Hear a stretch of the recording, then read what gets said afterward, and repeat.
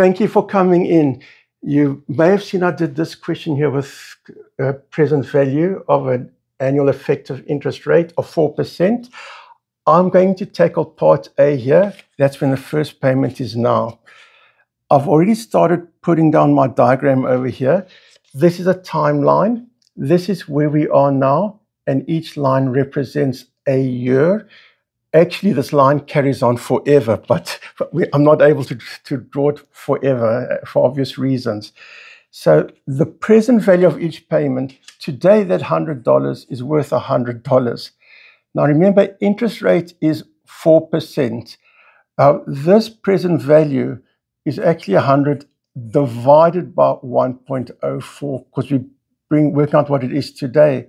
This $100 is over 2 years, is going back by 1.04 and another 1.04.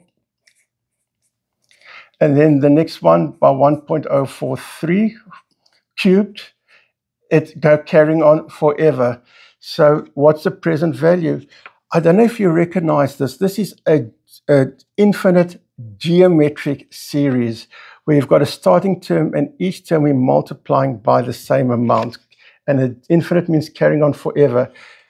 And if you remember, this is a formula, and I gave a lecture on this formula, and I'll give you the link in the description so you can find it. If -1 is less than R and less than 1, so R is in that range, this will tell you the value of all the terms. So in this case, that A is the first term, is 100. Now here we have to be careful. When we go from here to here, in this set of numbers, we're multiplying by 1 over 1.04.